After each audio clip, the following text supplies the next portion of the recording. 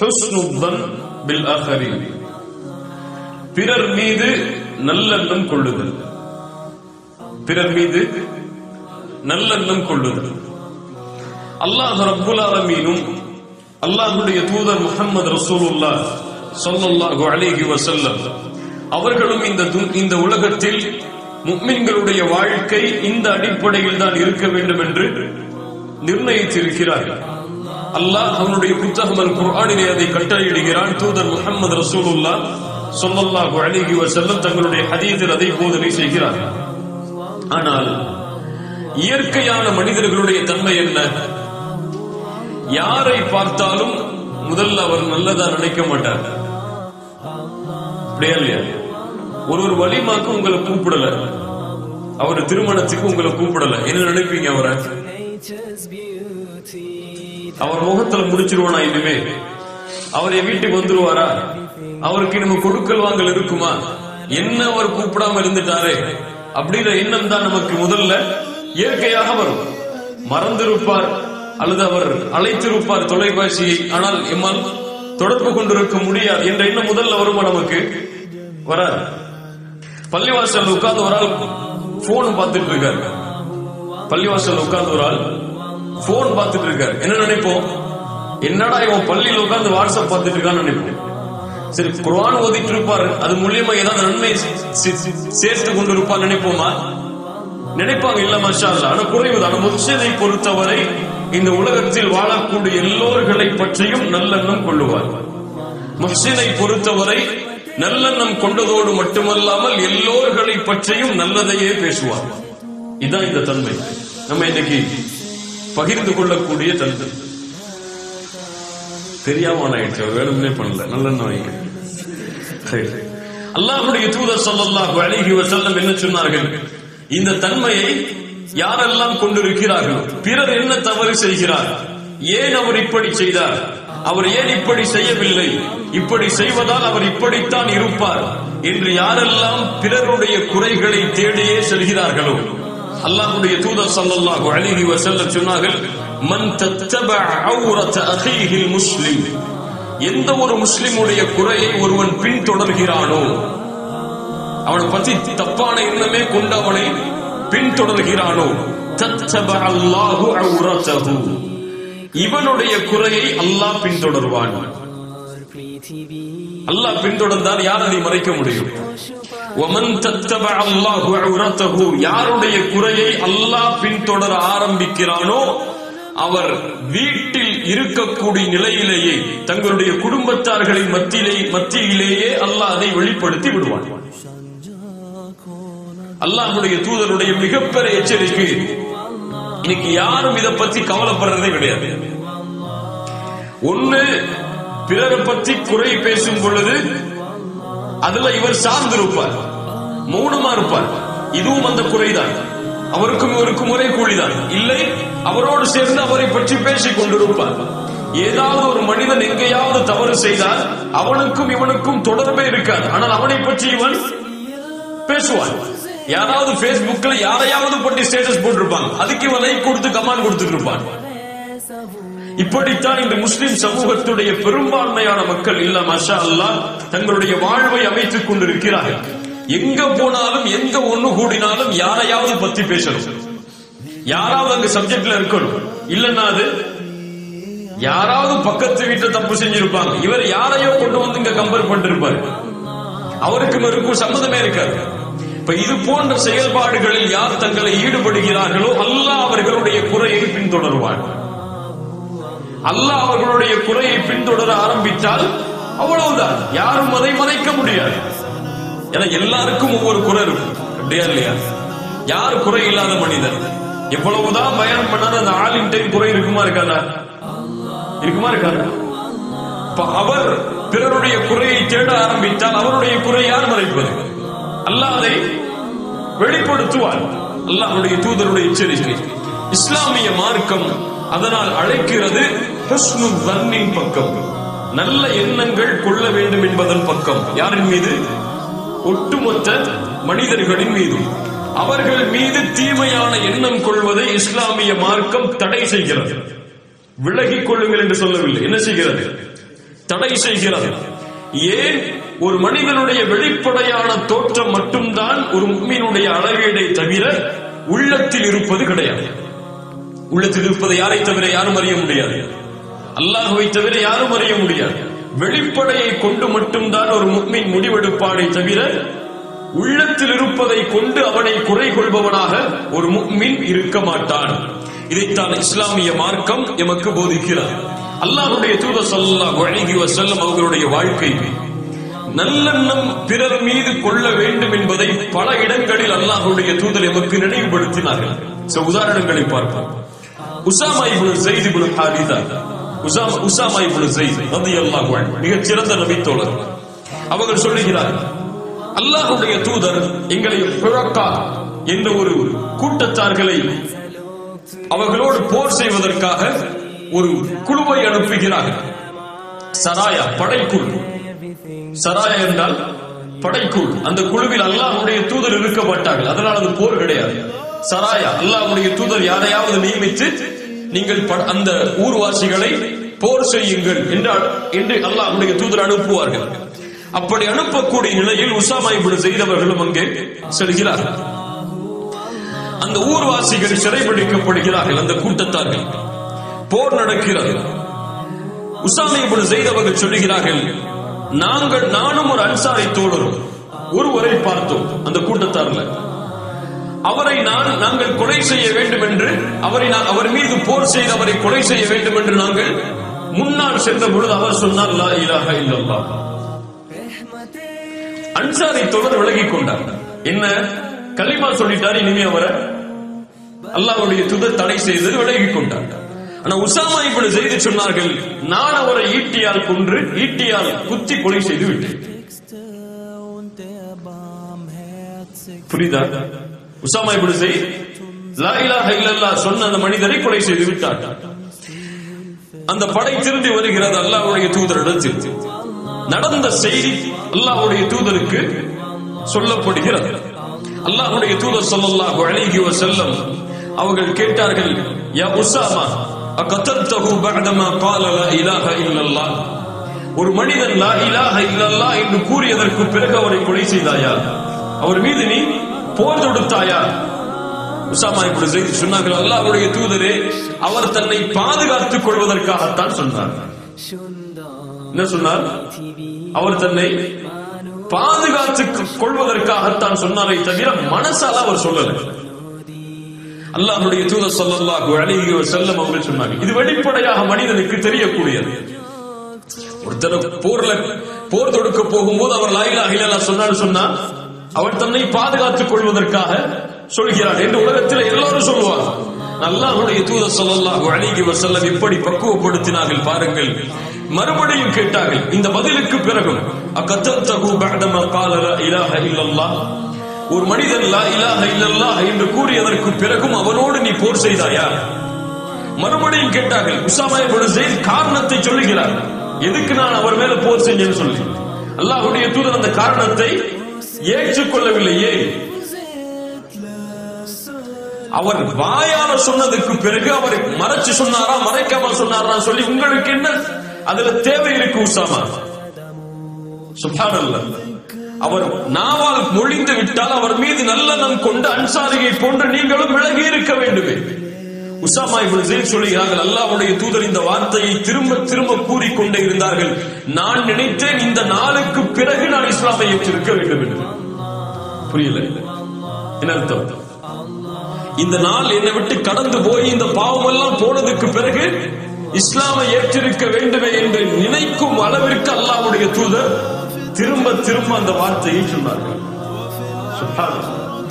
எதிரிகள் கூட தங்களை பாதுகாத்துக் கொள்ள வேண்டும் என்பதற்காக லா இலாஹ இல்லல்லாஹ்வை மொழிந்த பொழுது அல்லாஹ்வுடைய தூதர் நல்லெண்ணம் வை உஸாமா என்று சொன்னார்கள். இன்னொரு நிகழ்வை பாருங்கள். அலி இப்னு அபி தாலிப் அவர்கள் யமன் தேசத்திலிருந்து ஒரு தங்கத்தை அனுப்புகிறார்கள், தங்க குவியல். அல்லாஹ்வுடைய தூதர் முக்கியமான நபித்தோழர்களை மட்டும் அழைத்து பங்கு வைக்கிறார்கள். சில நபித்தோழர்கள் அதை பார்த்த மற்ற நபித்தோழர்கள் எல்லாம் சொன்னார்கள். சில நபித்தோழர்கள் சொன்னார்கள், குன்னா நஹ்னு அஹக்க பிஹாதா மின் ஹாஉலா. கொடுக்கப்பட்டவர்களை விட நாங்கள் தானே இதற்கு தகுதியானவர்கள். அல்லாஹ்வுடைய தூதர் எங்களுக்கு கொடுத்திருக்கணும். அல்லாஹ்வுடைய தூதர் யாருக்கு கொடுத்துட்டாங்க? அந்த நபித்தோழர்களுக்கு மட்டும் கொடுத்துட்டாங்களே. நஜ்ஜாருடைய கோத்திரத்தில் உள்ள அந்த நபித்தோழர்களுக்கு மட்டும் கொடுக்கப்பட்டதே ஏன் என்று சில நபித்தோழர்கள் கேள்வி கேட்டார்கள். அல்லாஹ்வுடைய தூதருக்கு இந்த கேள்வி கொண்டு போய் சேர்க்கப்பட்டது. அல்லாஹ்வுடைய தூதர் செஞ்சதுக்கு காரணம் சொன்னாங்க சில ஹதீஸ்ல. ஏன் செஞ்சாங்க? அவர்கள் புதிதாக இஸ்லாமை ஏற்றவர்கள், அவர்களுக்கு கொடுத்தால் அவர்களுடைய ஈடுபாடு ஈமானோடு இஸ்லாமோடு அதிகரிக்க வேண்டும் என்பதற்காக அல்லாஹ்வுடைய தூதர் கொடுத்தார்கள். அதில் அநீதம் செய்கிற அல்லாஹ்வுடைய தூதர் மஅதல்லாஹ். அல்லாஹ்வுடைய தூதர் ஸல்லல்லாஹு அலைஹி வஸல்லம் சொன்னார்கள், நீங்கள் என்னை நம்பிக்கை கொள்ளவில்லையா? வானத்தில் உள்ள இறைவனை நான் நம்பிக்கை கொண்டிருக்கும் பொழுது அவன்தான் எனக்கு காலையிலும் மாலையிலும் வகையை இறக்குகிறான். இந்த நபியை நீங்க நம்பிக்கை கொள்ள மாட்டீங்களா? உங்களுக்கு நல்லதுதான் செஞ்சிருப்பேன்னு சொல்லி. அப்போ ஒரு மனிதர் எழுந்திருக்கிறார். சஹாபாக்கள் அந்த மனிதருடைய தோற்றத்தை சொல்லுகிறார்கள். அவர் கண்ணு உள்ள போயிருக்கு, அவருடைய கண்ணம் எல்லாம் பெருத்து இருக்கு, அவருடைய நெற்றி கூர்மையா இருக்கு, அவர் ஆடைய கொஞ்சம் இருக்க கட்டி இருக்காரு, கீழாடைய தாடி கோர்வையா இருக்கு, ரொம்ப அடர்த்தியா இருக்கு. அந்த மனிதர் கேட்கிறார், யா ரசூலல்லாஹ் இத்தகில்லாஹ், அல்லாஹ்வுடைய தூதரே அல்லாஹ்வை பயந்து கொள்ளுங்கள். அவர் ஏத்துக்கல இந்த வார்த்தை சொன்னதுக்கு பிறகு. அல்லாஹ்வுடைய தூதர் சொன்னார்கள், வைலக் அலஸ்து ஹக்க அஹ்லில் அர்தி இத்தகில்லாஹ், அல்லாஹ்வை இந்த பூமியிலேயே அதிகமாக பயப்படுபவன் நான் இல்லையா? யாரை பார்த்து சொல்றீங்க? அல்லாஹ்வுடைய தூதர் ஸல்லல்லாஹு அலைஹி வஸல்லம் பணிவோடு கேட்கிறார்கள். உடனே அந்த மனிதர் எழுந்து திரும்பி போயிடுறார். அந்த மனிதர் அல்லாஹ்வுடைய தூதரை பார்த்து பயந்து கொள்ளுங்கன்னு சொன்னார். அந்த மனிதர் திரும்பி போயிடுறார். காலித் இப்னு வலீத் கேட்கிறார்கள், யா ரசூலல்லாஹ், அவருடைய கழுத்தை வெட்டி விடவா? யாரு கோபுறார்? யார் இந்த பூமியில் தக்குவாவை கற்றுக் கொடுத்தார்கள் அவரை பார்த்து பயந்து கொள்ளுங்கள் என்று தக்குவாவை ஞாபகப்படுத்தினால் நீர் என்ன அர்த்தம்? அதற்கு நேர்மையாக நடந்து கொள்ளுங்கள் என்று அர்த்தம். ஒரு தூதர் அநீதமா நடந்து கொண்டார் நினைச்சிருக்காரு. சஹாபாக்களுடைய கோபம் நியாயமானது. காலித் இப்னு வலீத் கேட்டார்கள், அல்லாஹ்வுடைய தூதர் அவருடைய கழுத்தை வெட்டவா? அல்லாஹ்வுடைய தூதர் ஸல்லல்லாஹு அலைஹி வஸல்லம் சொன்னார்கள், லா லஅல்லஹு அய்யகூன யுஸல்லி, அவர் தொழக்கூடியவராக இருக்கலாம். காலிதே வேண்டாம். சுப்ஹானல்லாஹ், அவர் ஒரு தீமையை நடக்கிறார். அல்லாஹ்வுடைய தூதர் எதை ஞாபகப்படுத்துறாங்க? அவர் தொழுகையாளியா இருக்கலாம். அதை நினைச்சு பாருங்க. இதை விட்டு நிலை, இவர் செஞ்ச இந்த குற்றத்தை விட்டு அவர் தொழுகையாளியா இருக்கலாம். அப்படியா இல்லையா? ஒரு மனிதன் எல்லா வாழ்க்கை முழுக்க அவருடைய வாழ்க்கையில பாவம் தான் இருக்குமா? ஏதாவது நல்ல கரையை செய்ய மாட்டான். போற வழியில ஒரு கஷ்டப்பட்டிருக்கவனுக்கு 100 திரகம் கொடுத்துட்டு போயிருவான். நமக்கு 100 திரகம் கொடுக்குற கஷ்டமா இருக்கும். அவனும் அதே கஷ்டத்துல இருப்பான், 100 திரகம் கொடுப்பான். நம்ம தொழுவோம், அவன் தொழுவ மாட்டான். அவ்வளவுதான் வித்தியாசம் இருக்கும். நம்ம அவன் எப்படி பார்ப்போம்? இவன் நரகத்துக்கு போயிடுவான பார்ப்போம், தொழுகாததுனால. அப்படியா இல்லையா? இவன் போய் பேசுவான், இவன் மத்தவங்களை பத்தி பேசுவான், இவன் பயானுக்கெல்லாம் வரமாட்டான், அதனால இவன் பாவி அப்படின்னு பார்ப்போம். இல்ல மாஷா அல்லாஹ், அல்லாஹ் பாதுகாத்தவர்களை தவிர. அல்லாஹ்வுடைய என்ன சொன்னாங்க? லஅல்லஹு யகூன யுஸல்லி, அவர் தொழக்கூடியவராக இருக்கலாம். இப்ப காலித் பின் வலீத் சொன்னாங்க, வகம் மின் முஸல்லின் யகூலு பிலிசானிஹி மா லைஸ ஃபி கல்பிஹி, எத்துணை தொழுகையாளிகள் உள்ளத்தில் இல்லாததை நாவால் மொழிகிறார்கள். எத்தனை தொழுகையாளிகள் உள்ளத்தில் இல்லாத நாவால் சொல்றாங்க அல்லாஹ்வுடைய தூதரே. அந்த மாதிரி இவரும் இருப்பார். ஏற்றுக்கொள்ளல காலித் இப்னு வலீத் அவர்களுக்கு. அல்லாஹ்வுடைய தூதர் ஸல்லல்லாஹு அலைஹி வஸல்லம் சொன்னார்கள், காலிதே, நான் ரலியல்லாஹு அன்ஹு பிறருடைய உள்ளத்தை துளையிட்டு பார்ப்பதற்காகவோ அவர்களுடைய வயிறுகளை பிளந்து பார்ப்பதற்காகவோ நான் அனுப்பப்படவில்லை. யாரு கற்றுக் கொடுத்த ஒழுக்கம் பாருங்க. இதான் தீன், இதான் மார்க்கம். பிறருடைய உள்ளத்தை திறந்து பார்ப்பதற்கு நான் அனுப்பப்படவில்லை. அவனுக்கும் அல்லாஹ்வுக்கும் முடியாது. அதனை நான் ஏன் தடையிடும் என்று கண்ணியத்தோடு அல்லாஹ்வுடைய தூதர் நடந்து கொண்டார்கள். இவன் யாரு தெரியுமா? திரும்பி போனாரு. எவ்வளவு பெரிய குற்றவாளி தெரியுமா? அல்லாஹ்வுடைய தூதர் சொன்னார்கள், இந்த மனிதர் செல்கிறாரே என்னை விட்டு திரும்ப, இவரில் இருந்துதான் ஒரு சமூகம் உருவாகும். குர்ஆனை ஓதுவார்கள், அவர்களுடைய தொண்டைக்கு கீழே இறங்காது. அம்புகளில் இருந்து, வில்லில் இருந்து அம்புகள் வெளியேறுவதை போன்று ஈமானில் இருந்து அவர்கள் வெளியேறி விடுவார்கள் என்று சொன்ன மனிதர் அவர். அவருக்கு அல்லாஹ்வுடைய தூதர் என்ன சொன்னாங்க? வெளிப்படையை பார்த்து மட்டும் முடிவெடு. அவர் அப்படி கேட்டதனால அவர் காஃபிர், அவர் முஷ்ரிக் நினைச்சு அவரை கொன்றாத. அவர் யார்? தொழுகையாளி. அது போதும் உனக்கு. அவர் மேல நல்லெண்ணம் கொள்றதுக்கு அது ஒண்ணு போதும். ஹாலிதே என்று அல்லாஹ்வுடைய தூதர் ஸல்லல்லாஹு அலைஹி வஸல்லம் பக்குவப்படுத்தினார். இப்ப தூதருடைய ஒட்டுமொத்த வாழ்க்கையிலும் இந்த தன்மையை பார்க்கலாம். யாராவது ஒருவர் தவறு செய்வதாக வந்தால் முதலில் அவரை மக்கள் தவறாக நினைப்பதற்கு முன்னால் அல்லாஹ்வுடைய தூதர் அவருடைய நன்மையை சொல்லி அவரை சாந்தப்படுத்துவார். பின்னாடி பார்ப்போம் பல நிகழ்வுகள். இதைத்தான் அல்லாஹ்வும் எமக்கு கட்டளையிடுகிறான் சூரத்துல் ஹுஜராத்துடைய வசனத்தில், யா அய்யுஹல்லதீன ஆமனூ இஜ்தனிபூ கஸீரம் மினத்-தன். அதிகமான சந்தேகங்களை விட்டு விலகி விடுங்கள். கணவன் மனைவியின் மீது, மனைவி கணவனின் மீது, பிள்ளைகளின் மீது, பெற்றோர்களின் மீது, உறவினர்களின் மீது, நண்பர்கள் மீது, தொழிலாளிகள் மீது என யாரின் மீதும் அதிகமான சந்தேகம் கொள்ளாதீர்கள். இப்ப குறைவா சந்தேகம் கொள்ளும் அர்த்தமா? எல்லையை அல்லாஹ் தடை செஞ்சுட்டா. சந்தேகம் கொள்ளாத யாருமே. நல்லெண்ணம் வை. இஜ்தனிபு கஸீரம் மினத்-தன். அல்லாஹ் என்ன சொல்லல? இஜ்தனிபு தன், சந்தேகத்தை விட்டு விலகி விடுங்கள் என்று சொல்லல. அல் உத்ருக்குல்லன், சந்தேகத்தை விட்டு விடுங்கள் என்று சொல்லவில்லை. என்ன சொல்றான் அல்லாஹ்? இஜ்தனிபு, விலகிக் கொள்ளுங்கள், நெருங்காதீங்க அர்த்தம். அதுல போகவே செஞ்சிடாதீங்க, சந்தேகம் கொள்ளவே செஞ்சிடாதீங்க யார் மேல. இஜ்தனிபு கஸீரம் மினத்-தன். இந்த இஜ்தனிபு என்ற வார்த்தை குர்ஆனில் 3 இடங்களில் பயன்படுத்தப்படுகிறது. 3 பாவத்தை விட்டு விலகுவதற்கு அல்லாஹ் இந்த வார்த்தையை பயன்படுத்துகிறார். ஒன்று ஷிர்க், வஜ்தனிபு தாகூத். அவர்கள் தாகூத்தை புறக்கணிப்பார்கள், தாகூத்தை விட்டு விலகுவார்கள். தாகூத் என்றால் ஷைத்தான். சிலை வணக்க வழிபாட்டை விட்டு அவர்கள் விலகுவார்கள். ஷிர்க்க கண்டுகிறது அல்லாஹ் சொல்றார். இன்னமல் ஹம்ரு வல் மைசிர் வல் அன்சாப் வல் அஸ்லாம் ரிஜ்சும் மின் அமரி ஷைத்தான் ஃபஜ்தனிபு. மதுவை அல்லாஹ் தடுப்பதற்கு சொல்றான். மூன்றாவது அல்லாஹ் சொல்கிறான், இஜ்தனிபு கஸீரம் மினத்-தன், அதிகமான சந்தேகங்களை விட்டு விலகிக் கொள்ளுங்கள் என்று. ஷிர்க் எதை பாழாக்கும்? ஈமானை பாழாக்கும். ஹம்ர் எதை பாழாக்கும்? மது. மூளைய நாசமாக்கி பாழாக்கி. ஹுஸ்னுல் இல்லாமல் தீய எண்ணம் கொள்வது எதை பாழாக்கும்? பிறர் மீது சந்தேகம் கொள்வது, வீணான சந்தேகங்களை பிறர் மீது வைப்பது எதை பாழாக்கும்? உறவை பாழாக்கும். ஒரு கணவன் தன் மனைவி மீது சந்தேகம் கொண்டா அந்த உறவுல நல்லா இருக்குமா? நிம்மதியா வாழ முடியுமா? ஏன் என் ஒய்ஃப் 2 மணிக்கு போன் எடுத்து பார்த்துட்டே இருக்கான்னு நினைச்சா என்ன ஆகும்? அல்லது மனைவி எப்ப பார்த்தாலும் போன்லயே இருக்காரு, யார்கிட்டயாவது பேசிட்டு இருக்காருன்னு நினைச்சா அந்த உறவுல சந்தோஷம் இருக்குமா? ஆபீஸ்ல இருந்து ரிசப்ஷனிஸ்ட் கால் பண்ணிருப்பாங்க, யார் எந்த லேடிட்ட அவர் பேசினாரு அந்த மனைவி நினைச்சிட்டே இருந்தாங்கன்னா உறவுல சந்தோஷம் இருக்குமா? இருக்காது. அப்போ இந்த தீய எண்ணம் கொள்வது எதை பாழாக்கும்? உறவை பாதிக்கும், ஒட்டுமொத்த வாழ்க்கையும் அழித்து விடும். பிள்ளைங்க மேல சந்தேகம் கொண்டாங்கன்னா அவரால் வாழ முடியுமா நிம்மதியா? எங்க போறான், எங்க வர்றான், என்ன பண்றான், யார பாத்துட்டு இருக்கான், பேஸ்புக்ல யார்கிட்ட பேசுறான்னு சந்தேகம் இருந்துச்சுன்னா கண்காணிப்பு இருக்கலாம். சந்தேகம் இருந்துச்சுன்னா அதுலயே போய் அவனுடைய வாழ்க்கையே சந்தோஷம் இல்லாம முடிஞ்சிடும். மனைவி மேல வச்சாலும் அப்படித்தான், பெற்றோர்கள் மேல வச்சாலும் அப்படித்தான், தொழிலாளி மேல வச்சாலும் அப்படித்தான். உங்க கம்பெனில பினான்ஸ் கண்ட்ரோல் மேல சந்தேகம் பட்டீங்கன்னா என்ன ஆகும்? பிசினஸ் பண்ணுவீங்களா நீங்க? முடியாது. இஜ்தனிபு கஸீரம் மினத்-தன். இந்த 3 பாவங்களை தடுப்பதற்கு அல்லாஹ் இந்த வார்த்தையை பயன்படுத்துகிறார்.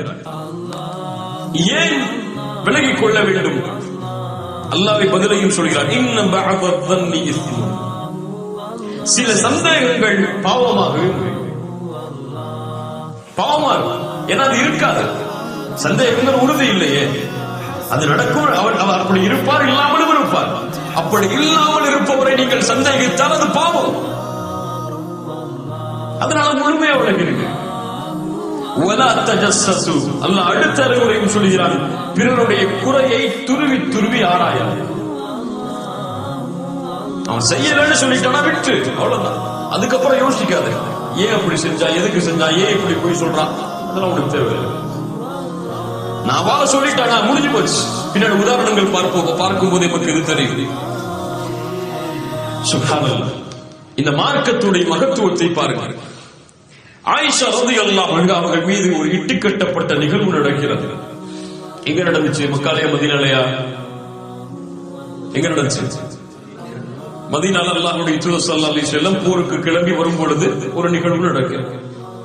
முனாஃபிக்குகளும் சஹாபாக்களில் சிலரும் இந்த இட்டுக்கட்டப்பட்ட நிகழ்வில் பங்கு கொள்கிறார்கள். ஹஸ்ஸான் இப்னு சாபித், முத்தஇம் போன்ற நபி தோழர்கள் கூட இந்த நிகழ்வில் பங்கு கொள்கிறார்கள். இவர்களுடைய பாவங்களை மன்னித்தும் அவர்களை கண்டித்தும் அல்லாஹ் குர்ஆனுடைய வசனங்களை இறக்கிக் கொண்டே இருக்கிறார். பின்னாடி ஆயிஷா ரலியல்லாஹு அன்ஹா தூய்மையான பெண்கள் அல்லாஹ்விடத்திலிருந்து வஹி வந்ததுக்கு பிறகு அல்லாஹ் வசனங்களை கண்டிக்கிறார். எந்த சூறால அல்லாஹ் பெரும்பான்மையை கண்டிச்சான்? அத சூரத்துன் நூர். பாரக்கல்லாஹு ஃபீக். சூரத்துன் நூருடைய வசனம் அல்லாஹ் என்ன சொல்றாங்க கவனிங்க. இந்த வசனத்துல لولا إذ سمعتموه ظن المؤمنون والمؤمنات بأنفسهم خيرا. இப்படி ஆயிஷா அவர்கள் மீது அவதூறு சொல்லப்பட்ட நேரத்தில், அவர்கள் அதை செவிமடுத்த நேரத்தில், அங்கிருந்த முஃமின்களும் ஆண்களான முஃமினான ஆண்களும் முஃமினான பெண்களும் நினைத்திருக்க வேண்டாமா?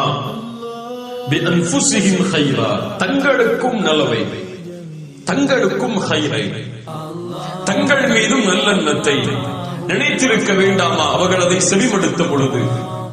மேலும் வகாலு ஹாதா இஃப்கும் முபீன், அவர்கள் சொல்லி இருக்க வேண்டாமா இது மிகப்பெரிய அவதூறு என்று.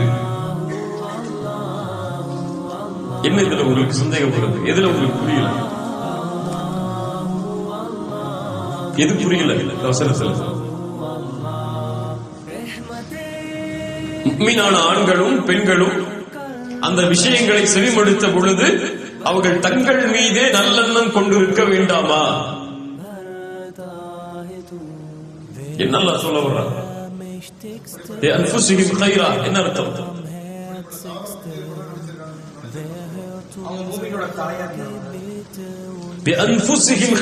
தங்கள் மீதே அவர்கள் நல்லெண்ணம் கொண்டிருக்க வேண்டாமா? என்ன சொல்லியிருக்கோம்? நல்லா என்ன சொல்லியிருந்தா நீங்க தெளிவா சொல்ல என்ன ஆயிருக்கணும்?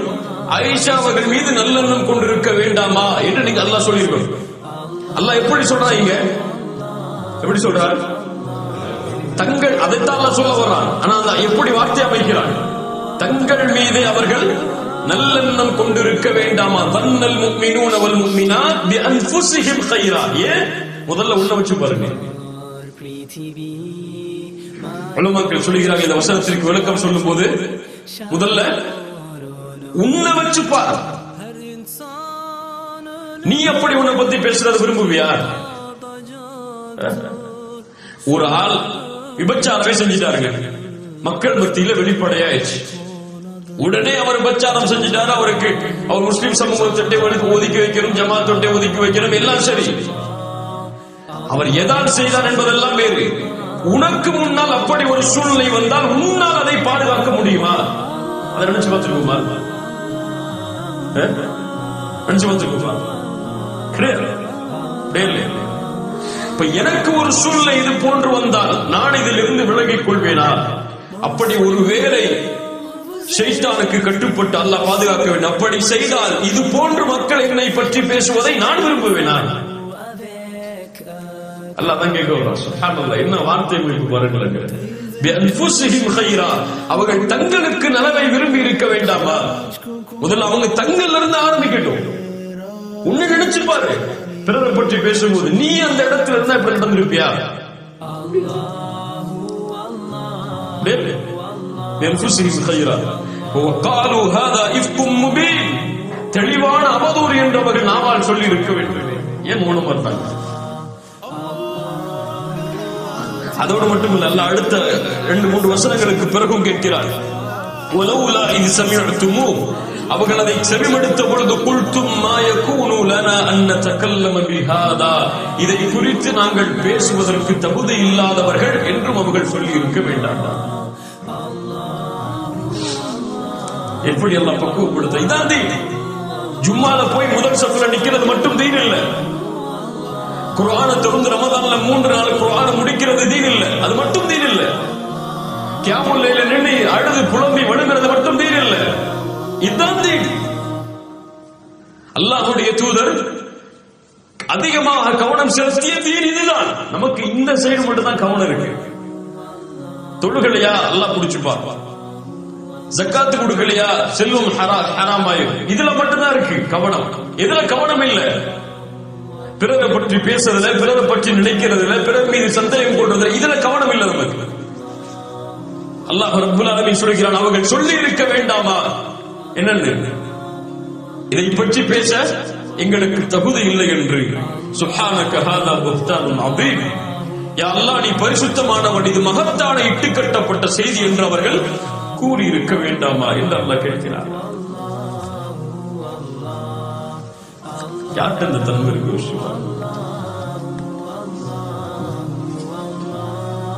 யாரை பத்தி நம்ம நல்லா நினைக்கிறோம்? ஒரு இமாம் மெர்சிடிஸ் பென்ஸ் கார் வாங்கியிருந்தாரு, என்ன நினைப்போம்? ஒரு இமாம் மெர்சிடிஸ் பென்ஸ் கார்ல வர்றாரு. மெர்சிடிஸ் பென்ஸ் கார் வச்சிருக்கவர் என்ன நினைப்பாரு? இவரு சம்பாதிச்சு வாங்கியிருக்காரு நினைப்பாரு. இமாம் என்ன நினைப்பாரு? எங்க போய் இவரு கையேந்தி இப்படித்தான் சமூகத்துல. ஒரு இமாம் இன்னைக்கு தொழில் பண்ண முடியுமா? ஒரு இமாம் இன்னைக்கு பிசினஸ் மேன் ஆக முடியுமா? ஒரு இமாம் இன்னைக்கு பேண்ட் ஷர்ட் போட்டு, நம்ம ஊரோட இமாம்களை சொல்றேன், பேண்ட் ஷர்ட் போட்டு கோட் ஷர்ட் போட்டு இருந்தா ஏத்துப்போமா? நம்ம ஏத்துப்போமா? இவரெல்லாம் இமாம் ஆகுமா? அப்படியே இல்லையா? அவருக்குன்னு ஒரு கேட்டகரி வச்சிருக்கோம் இமாமுக்குன்னு. அவர் தலப்பா கட்டி இருக்கணும், அவருக்கு தாடி இருக்கணும், அவருக்கு ஜிப்பா இருக்கணும், அவர் அதுவும் ஜிப்பா ஒயிட் கலரா இருக்கணும், கடல்ல ஏத்துக்க மாட்டோம். ஒயிட் கலரா இருக்கணும், டிவிஎஸ் 50 வச்சிருக்கணும். அவர் ஊர்ல அவர் பல்சர் எல்லாம் ஓட்டினா நம்மளால ஒத்துக்க முடியாது. என்ன அவரு பல்சர் ஓட்ட அளவுக்கு பெரியாரா அப்படின்னு நினைக்கணும். இல்ல மாஷா அல்லாஹ் பாதுகாத்தவர்களை தவிர. அவருக்கு 4000 சம்பளமா இமாமுக்கு? இன்னைக்கு எப்படி பேச்சு ஊர்ல? எப்படி முத்தவள்ளிகள்லாம் உட்கார்ந்து பேசுவாங்க, என்ன பேசுவாங்க? 5000 சம்பளமா? உலக ஆசை வந்துடும் அதிகமா கொடுத்துட்டா. இப்ப நீங்க உங்க வீட்டுல எவ்வளவு வேலைக்காரங்க சம்பளம் கொடுக்குறீங்க? 15000 மேலையா? ஊர்ல உங்க ஊர்ல ஜமாத்துல இமாம்களுடைய சம்பளத்தை போய் கேளுங்க, என்ன சம்பளம்? உங்க வீட்டுல நீங்க வேலைக்காரர் கொடுக்கிற சம்பளத்தை விட உங்க ஊருடைய இமாமுடைய சம்பளம் கம்மி, முஅத்தினுடைய சம்பளம் கம்மி. மேலையா? அவருக்கு ஒரு கிரைட்டீரியா இருக்கு, அப்படித்தான் அவர் வாழணும். ஊர்ல கடை வச்சுட்டு கூடாது, அவரு பிசினஸ் பண்ணக்கூடாது, ரியல் எஸ்டேட் பண்ணக்கூடாது. நீங்க பண்ணலாம். இமாம்களுக்குன்னு தனி ஹராம் ஹலாலா இருக்குல்ல, இமாம்களுக்குன்னு தனி ஆடை அமைப்பு எல்லாம் சொல்லியிருக்காங்கல்ல. இமாம்னா இப்படிதான் இருக்கணும். நீங்க தொப்பி போடாம எங்கேயும் போலாம், இமாம் தொப்பி போடாம இருக்க கூடாது. எல்லாருடைய பார்வையும் ஒரு சமூகத்தின் மீது இப்படித்தான் திரும்பும். அல்லாஹ் ரப்பல் ஆலமீன் இது போன்ற தன்மைகளை தடை செய்கிறார். அல்லாஹ்வுடைய தூதர் ஸல்லல்லாஹு அலைஹி வஸல்லம் அவர்களுடைய காலத்தில் மிக முக்கியமான சம்பவம். ஒரு மனிதருடைய பேர் அப்துல்லா. அவரை ஹிமார் என்று அழைப்பார்கள். அவர் பட்ட பேரை ஹிமார். சொல்ல வேணாம், நபி தோழர். அவர் ஹிமார்னு அழைப்பாங்க, அவர் பட்ட பேர். புகாரி அவர்கள் பதிவு செய்கிறார்கள். இவர் என்ன செய்வார்? யுத்ஹிகு ரசூலுல்லாஹி ஸல்லல்லாஹு அலைஹி வஸல்லம். அல்லாஹ்வுடைய தூதர் கவலைப்பட்டாங்கன்னா சிரிக்க வைப்பார். அதான் அவர் வேலை. சுப்ஹானல்லாஹ். ஆனா என்ன செஞ்சாரு? ஒரு நாள் மது குடித்து விடுகிறார். மது சாப்பிட்டார். அல்லாஹ்வுடைய தூதர் தண்டனையை கொடுக்கிறார்கள். மது குடிப்பவர்களுக்கு அல்லாஹ்வுடைய தூதர் கசையடை கொடுக்கிறார்கள். உடனே ஒரு மனிதர் எழுந்து சொல்கிறார், யா அல்லாஹ், இவரை சபிப்பாயாக. ஏன் இவர் மக்களுக்கு இவ்வளவு தொந்தரவு கொடுக்கிறார்?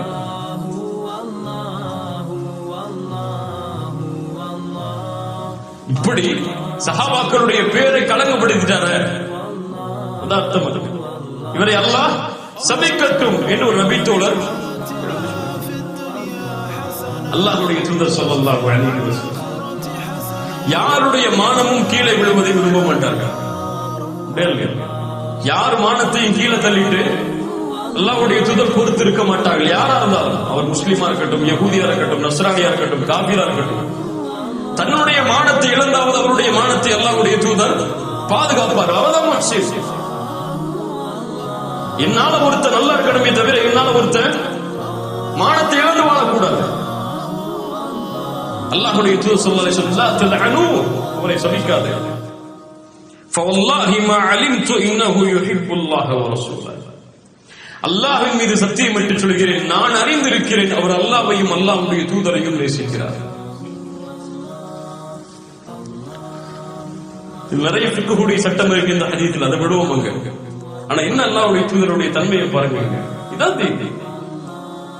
அவரை மக்கள் வெளிப்படையா இழிவுபடுத்துறோம்னு நினைக்கிறாங்க. அல்லாஹ்வுடைய தூதர் எப்படி மனசுல வச்சிருக்காங்க அவர் மேல? அவர் தெரியாமல் அறியாமல் அந்த பாவத்தை செய்தாலும் அவர் யாரை நேசிக்கிறார்? அல்லாஹ்வையும் அல்லாஹ்வுடைய தூதரையும் நேசிக்கிறார். இது போதும். அவரை நீங்க சபிக்கணும்னு அவசியம் தான் தேவை. அல்லாஹ்வுடைய தூதர் ஸல்லல்லாஹு அலைஹி வஸல்லம் அதனால தான் சொன்னார்கள், மன் ரத்த அன் இர்தி அஹி ரத்தல்லாஹு அன் வஜ்ஹிஹி அன்னார யௌமல் கியாமah. யார் பிறர் மானம் பற்றி பேசப்படும் பொழுது தன்னை விலக்கிக் கொள்கிறாரோ அல்லாஹ் நாளை மறுமையில் அவருடைய முகத்தை நரகத்திலிருந்து விலக்கிக் கொள்வார். இது வேணும்னா செய்வோம் இன்ஷா அல்லாஹ். யாராவது பத்தி பேசுறாங்களா? எனக்கு தேவையில்லை இது. அவருக்கும் அல்லாஹ்வுக்குள்ள விஷயம். எங்கிட்ட வந்து ஏன் சொல்ற? அல்லாஹ் அவருக்கு திருந்தணும்னா அவர்கிட்ட போய் நேரடியா அந்த மாத்திக்க சொல்லு.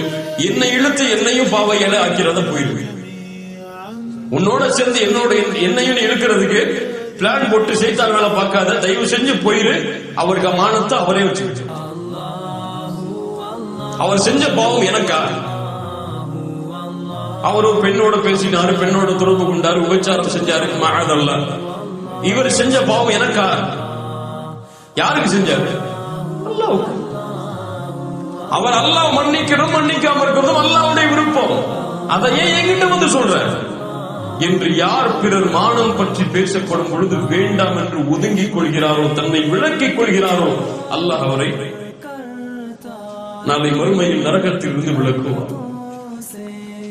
3 சட்டம் இருக்குது. ஒண்ணு, பிறர் மானத்தை பற்றி பேசக்கூடாது. முதல்ல பிறருடைய கண்ணியத்தை பற்றி பேசக்கூடாது. அவர் கெட்டவராகவே இருந்தாலும் நல்லதான் பேசு. ஏன் உனக்கு தெரிஞ்ச 1000 கெடுதல் இருக்குன்னா அவருக்கு உனக்கு தெரியாம 1000 நன்மை அவர்கிட்ட இருக்கு, உனக்கு தெரியாது. அவருக்கு தாடி இருக்காது, ஆனா அவர் தஹஜ்ஜுத் தொழுவார், உனக்கு தெரியாது.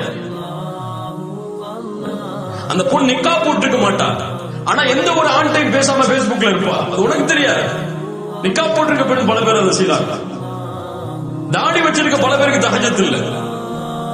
உனக்கு இல்லாத நன்மை அவரிடத்துல இருக்கும். அதை பத்தி நினைக்கிறாங்க. முதல்ல பேசக்கூடாது பிறருடைய மானத்தை பற்றி. 2வது, இந்த ஹதீஸில் இருந்து பேசப்படும் சபைகளில் இருக்கக்கூடாது. பேசப்படும் சபைகளில் இருக்கக்கூடாது. அப்படி இருந்தால் சும்மா இருக்கக்கூடாது. 3வது சட்டம், ரத்த திருப்பிடணும். வேணாம், ஸ்டாப் பண்ணிடும். இதுக்கு மேல இதை பத்தி பேசாது. இன்று இந்த 3 தன்மையை யார் செயல்பட்டு நடக்கிறாரோ அவரை அல்லாஹ் நாளை வறுமையில் நரகத்தில் இருந்து பாதுகாப்பார். தொழுகை மட்டும் இல்ல. அதனால தொழுகையில ஈடுபாடு எல்லாம் இருக்குங்கிற காரணம் அல்ல இது. இதுல மட்டும் முக்கியத்துவம் இல்ல. நம்முடைய வாழ்க்கையில நம்ம அன்றாடம் நினைக்கக்கூடிய எம்மோடு இருக்கக்கூடிய இந்த குணங்கள், இதுல மாற்றம் வேணும். அவர்தான் அல்லாஹ்வுடைய நேசத்தை பெற முடியும். இமாம் ஷாஃபிஈ ரஹிமஹுல்லாஹ் மரணப்படுக்கையில் இருக்கிறார். இமாம் ஷாஃபிஈ மரணப்படுக்கையில் இருக்கிறார். அவருடைய மாணவர் ஒருவர் இருக்கிறார். வந்து சொல்றாரு, கவ்வல்லாஹு தஅஃபக யா இமாம். இமாமே, உங்கள் பலகீனத்தை அல்லாஹ் உறுதிப்படுத்தட்டும் அப்படிங்கிறார். பலகீனம் உறுதியாச்சுன்னா என்ன ஆகும்? என்ன ஆகும்? அவர் என்ன சொல்லி இருக்கணும்? கவ்வாக்கல்லாஹு மின் தஅஃபிக அவ் கவ்வாக்கல்லாஹு அன் தஅஃபிக. இந்த பலகீனத்தில் இருந்து அல்லாஹ் உங்களுக்கு உறுதியை தரட்டும் என்று சொல்லியிருக்கிறார். அவர் என்ன சொல்றாரு? அவருக்கு தெரியாம மாத்தி சொல்லிட்டாரு. இமாம் ஷாஃபிஈ புரிந்து கொண்டார். ஊந்துரு மாதா தகுல். அவர் என்ன சொல்றாருன்னு பாருங்க. என்ன சொல்றாரு அவரு? கவ்வல்லாஹு தஅஃபக். அல்லாஹ் உங்களுடைய பலகீனத்தை உறுதி கொடுக்கட்டும் என்று சொல்கிறார். அப்படி உறுதி கொடுத்தால் நான் உயிரோடு வாழ முடியாது. அப்ப மாணவர் சொல்றாரு, யா இமாம், நான் ஒருபோதும் அந்த நினைவில் சொல்லவில்லை. நான் ஒருபோதும் அந்த நினைவில் சொல்லவில்லை. இமாம் ஷாஃபிஈ சொல்றாங்க, நீ என்ன திட்டி இருந்தாலும் நீ அப்படி சொல்ல நினைச்சிருக்க மாட்டேன். புரியுங்க, நல்லா புரியுங்க. நீ அப்படியே சொல்லி இருந்தாலும், அந்த எண்ணத்திலேயே சொல்லி இருந்தாலும் நான் அப்படி நினைச்சிருக்க மாட்டேன். ஒண்ணு இதான் ஹுஸ்னுல் தன். அவர் தெரியாம அவருடைய மொழியில ஒரு வார்த்தை பேசியிருக்கலாம். அப்போ அவர் உள்ளத்தாலே அப்படி பேசாம நினைச்சார். தப்பு. சில ஊர்ல பழக்கம் இருக்கும், அவர் இவர்னு சொல்லுவாங்க. அவர் இவர்னு சொல்லுவாங்க. ஒரு அல்லாஹ்வுடைய தூதர் அவர் வந்தார், அவர் போனார். நமக்கெல்லாம் அது ஒரு கண்ணிய குறைவான வார்த்தையா தெரியும். உடனே ஒரு தூதருக்கு கண்ணியம் கொடுக்க மாட்டேங்கிறான்னு சொல்லிக்கூடாது. அவரும் மொழி நடையா இருக்கலாம், அது அவருக்கு கண்ணியமா இருக்கலாம். இப்படி சின்ன சின்ன விஷயத்திலையும் பிறர் செய்யக்கூடிய தவறுகள் முன்னால் வரும் பொழுது நல்ல நோக்குமே, அவர் நல்லதா செஞ்சிருப்பாரு, நல்லதா நினைச்சிருப்பாரு, தெரியாம நடந்திருக்கும், விட்டுருவோமே என்று நல்லெண்ணம் கொள்வதற்கு இமாம் ஷாஃபிஈ மரண படுக்கையில் கூட வழிகாட்டுகிறார். ஈசா அலைஹிஸ்ஸலாம் புகாரி அவர்கள் பதிவு செய்கிறார்கள். கேட்ட சம்பவம் தான். ரஜுலுன் யஸ்ரிஃபு, ஒரு மனிதர் திருடுவதை பார்க்கிறார். ஒரு மனுஷன் திருடுறதை பார்க்கிறார். ஃபகால லஹு அஸ்ஸரக்த, நீ திருடினாயா என்று கேட்கிறார்கள். ஹஸ்ன கல்லா வல்லாஹ், கல்லா தல்லா என்று எல்லா சத்தியமும் செய்றார். நான் திருடவே இல்லை, அல்லாஹ்வின் மீது சத்தியம் பண்ணிட்டேன். கண்ணை பார்க்கிறாங்க, அவர் திருடுறது. கல்லா வல்லாஹி வல்லாஹி அல்லதி லா இலாஹ இல்லாஹு, படைத்தறிவனை தவிர வேறொரு இல்லை, ஒருபோது நான் திருடல என்றார். நம் ஷாஃபிஈ இமாம் ஈசா அலைஹிஸ்ஸலாம் சொன்னார்கள், ஆமன்து பில்லாஹ் வ கذبtu ஐனி, அல்லாஹ்வை நம்பிக்கை கொள்கிறேன், என் கண் பொய் சொல்லிவிட்டது.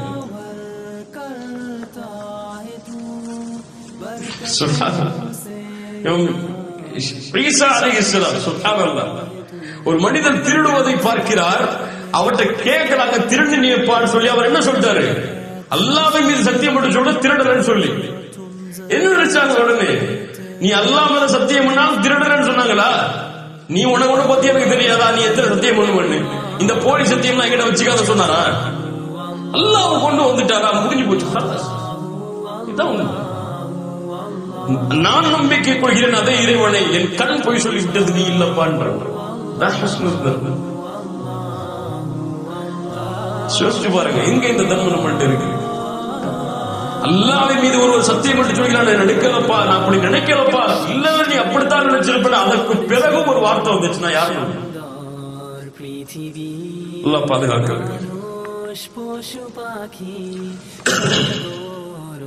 இப்ப இதான் இருக்கக்கூடிய நிலைமை. ஒரு மனிதன் அல்லாஹ்விடத்துல நெருங்கி நெருங்கி போராடா, இப்ப நெருங்காதவன் அவன் பார்க்கக்கூடிய பார்வை என்ன?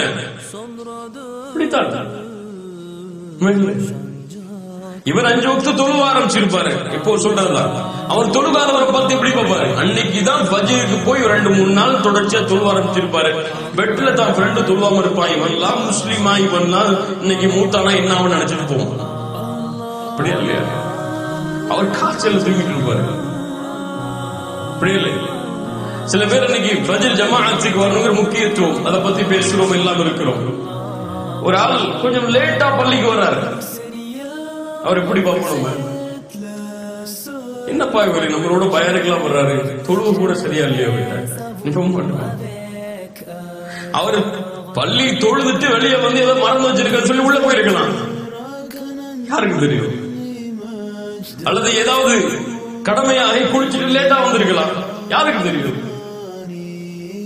இப்படி எல்லா விஷயத்திலையும் நம்ம நினைக்கிறது முதல்ல இல்லை, அது நமக்கு தெரியல இது தவறுன்னு சொல்லி, ஆனா நினைக்கிறோம். அல்லாஹ் அக்பர். ஏன் இந்த உலகத்துல எவ்வளவு நன்மைகள் இருக்கு? முன்னாடி சொன்ன, திரும்பவும் சொல்றேன், எவ்வளவு நன்மைகள் இருக்கு. நன்மைகளுக்கு அளவு இருக்க பாத்து, அளவு இருக்கா? 1000, 2000, 3000, 4000 இருக்கா? இவ்வளவுதான் நன்மைகள் லிஸ்ட் போட முடியுமா உங்களால? எவ்வளவோ நன்மைகள் இருக்கு, நம்ம நினைச்சு பார்க்க முடியாத நன்மைகள்லாம் இருக்கு. அப்படித்தான் அவரால தொழுகைகளை சரியா கவனம் செலுத்த முடியாம பள்ளியில தொழ முடியாம இருக்கலாம். ஆனால் அவர் அதுக்காக தௌபா செஞ்சு திருந்துறதுக்கு முயற்சி செஞ்சுட்டு இருப்பார். ஆனா தொழுவாயுமே பெருமையில இருப்பார். யாரு சைடு? யாரு சைடு? யாரு சைடு? நிக்கா போடல ஒரு பெண் அல்லது ஹிஜாப கலர் ஆடையில் அணிஞ்சிருக்காங்க. அந்த ஊருடைய கலாச்சாரத்தின்படி கலர் ஆடை ஏதோ ஒரு ஃபிக்ஹுடைய சட்டப்படி வேற வரல. ஒரு பெண் ஒரு ஹிஜாபை கொஞ்சம் மாடலா அணிஞ்சிருக்கா. ஆனா நல்லா அணிஞ்சிருக்கிற பெண் அந்த பெண் எப்படி பார்ப்பாங்க? என்ன ஹிஜாப் கூட இவர்கிட்ட சரியில்லையே, இவங்க எல்லாம் பயானுக்கு வந்து என்ன செய்ய, இவங்க எல்லாம் கிளாஸ்க்கு வந்து என்ன செய்ய, தாடி இல்லையே கம்மியா இருக்கு, இவரெல்லாம் பயானுக்கு வந்து என்ன செய்ய. ஒரு தாடி, அவர் தாடி கொஞ்சம் கம்மியா இருக்கும், இவர் கம்மியா இருக்காரு, இவரெல்லாம் தாடியா, தாடி கூட இல்ல, இவரெல்லாம் தாடியா. ஒரு ட்ரெஸ் அவருக்கு போட்டு தெரியாம போட்டு வந்துருப்பாரு, கரண்டைக்கு கீழே போயிருக்கும், அது இவர் கரண்டைக்கு கீழே போட்டிருக்காரு, இவரெல்லாம் தாடியா. ஈஸியா பிறகு ஜட்ஜ் பண்ணிடும் இல்லையா? இந்த தன்மை எல்லோரிடத்திலும் இருக்கு. சஹாபாக்கள் யார், தங்களை அவர்கள் அப்படியே பணிந்து பார்ப்பார்கள். பிறகு நல்லவங்களா பார்ப்பாங்க, எல்லாரும் நல்லவங்க, நான் கெட்டவன்னு நினைப்பாங்க. சஹாபாக்கள் எல்லாரும் நல்லா இருப்பாங்க, எல்லாரும் நல்லதா நினைச்சிருப்பாங்க, நான் தான் தப்பா நினைச்சிருப்போம்னு நினைப்பாங்க. நான் தான் அந்த இடத்துல தப்பு செஞ்சுட்டோம், நான் தான் கோவப்பட்டு கூடாது அந்த இடத்துல நினைப்பாங்க. அவன் ஏன் கோவப்பட்டு நினைக்க மாட்டாங்க. ஆயிஷா ரலியல்லாஹு அன்ஹா அவரிடத்தில் ஒரு கேள்வி கேட்கப்படுது, ஒரு குர்ஆன் வசனத்தை பற்றி. 3 தன்மை உடையவர்களை அல்லாஹ் சொல்கிறார், முஃமின்கள் தான் அவர்கள். ومنهم ظالم لنفسه ومنهم مقتصد ومنهم سابق بالخيرات. ஒருவர் தங்களுக்கு தாங்களே அநீதம் இழைத்த கூட்டத்தார், இன்னொருவர் நடுநிலையாக இருப்பவர், இன்னொருவர் நன்மைகளில் விரையக்கூடியவர்.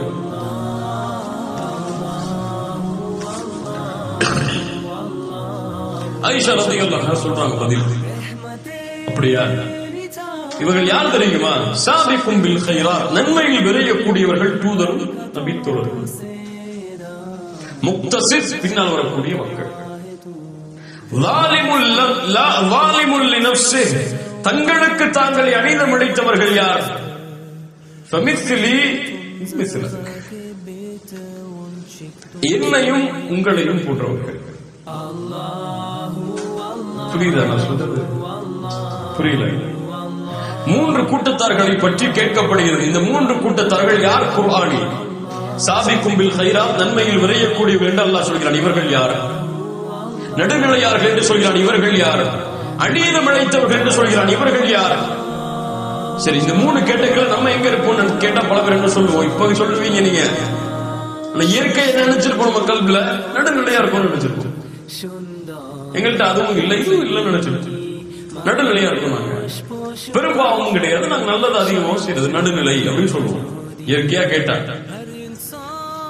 ஆயிஷா ரலியல்லாஹு அன்ஹா யார்? சாபிக்கும் பில் கைராத்துடைய கூட்டத்தில் இருப்பவர்கள், நன்மையில் விரையக்கூடியவர்கள், தூதருடைய மனைவி, இபாதத்தில் எந்த குறையும் இல்லாதவர்கள், அல்லாஹுவால் சான்று கொடுக்கப்பட்ட ஒரு நபித்தோழி பெண்.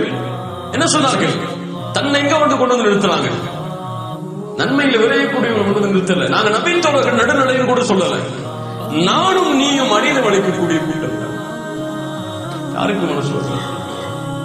நம்ம இந்த கூட்டத்தில் அவர் இருக்காரா, இவர் இருக்காரா, அவர் இருக்காரான்னு தேடுவோம் இல்லையா? நான் இருக்கேன்னு நினைக்க மாட்டேன். ஏன் அவர் அன்னைக்கு என்ன பத்தி பேசினாரு, இவர் ஏன் அன்னைக்கு இவரை பத்தி பேசினாரு, இவர் ஏன் அன்னைக்கு அவரை பத்தி பேசினாரு, இப்ப கூட திங்க் பண்ணிட்டு இருப்போம். ஆனா நம்ம பேசிருப்போம், அதை நினைச்சு பார்க்க மாட்டோம். உமர் இப்னு கத்தாப் ரலியல்லாஹு அன்ஹு நிஃபாக்குடைய பட்டியல் கொடுக்கப்பட்ட நபித்தோரிடத்தில் சென்று என்ன கேட்டார்கள்? முனாஃபிக் பட்டியலில் என் பெயர் இருக்கிறதா என்று பார்த்து சொல்கின்றார்கள். யார் இவர்கள்? தூதருடைய காலத்தில் கூட கேட்கலங்க. அவங்க அமீருல் முஃமினீன் உமர் ஆகும்போது கூட கேட்கல. கலீஃபா ஆகி முஸ்லிம் சமூகத்தை வழிநடத்தி கொண்டிருக்கக்கூடிய மிகப்பெரிய பொறுப்பில் உலகமெல்லாம் உமரை பார்த்து வேக்கிறது. அப்போது கேட்டார்கள், சொர்க்கம் நற்செய்தி சொல்லப்பட்ட, சொர்க்கத்தில் மாளிகை சொல்லப்பட்ட, நபித்துவம் எனக்குதான் அல்லாஹ்வுடைய தூதருக்கு பிறகு அல்லாஹ் கொடுப்பதாக இருந்தால் என்று சொல்லப்பட்ட, என்னை பார்த்து ஷைத்தான் ஒரு தெருவிலே விரண்டு செய்கிறான். இந்த ஹதீஸ்லாம் உங்களுக்கு தெரியாதா? தெரியாம வாழ்ந்தாங்களா? இப்படி சொல்லப்பட்ட ஒரு மனிதர் தன்னை எப்படி நினைக்கிறாரு? நான் முனாஃபிக்கான்னு நினைக்கிறேன். நீங்க நல்லா பயான் பண்றீங்க, நல்லா பேசுறீங்க, நல்ல தாவா செய்றீங்க, நல்ல மார்க்க நிகழ்ச்சிகள் எல்லாம் கலந்து கொள்றீங்கன்னா அவர் தன்னை வந்துட்டோம் சரியான பாதைக்கு நினைக்கிறார். கரெக்டா வந்துட்டோம். இதான் நம்ம வந்த இடம் நினைப்பாரு. அவ்வளவுதான். இனிமே மூத்தானா ஜன்னத்துல் ஃபிர்தௌஸ் தான் நமக்கு. இன்னைக்கு மூத்தானா கபூர்ல 3 கேள்வி உடனே பாஸ் 100 and 100 உடனே நமக்கு புதுமகன் புது மனைவி தூங்குற மாதிரி தான் இன்னைக்கு நினைப்பாரு. உஸ்மான் இப்னு அஃபான் அவ்வளவு கண்ணியம் கிடைத்த பிறகும் கபூர்ல போய் அழுதாரு. இதான் முதல் வீடு, இங்க எனக்கு வெற்றி கிடைக்குமா நினைச்சாரு. நமக்கு அது இல்ல. அதான் கபூருக்கு போறது இல்லை. அதான் மூத்த நினைச்சு பயப்படுறது இல்லை.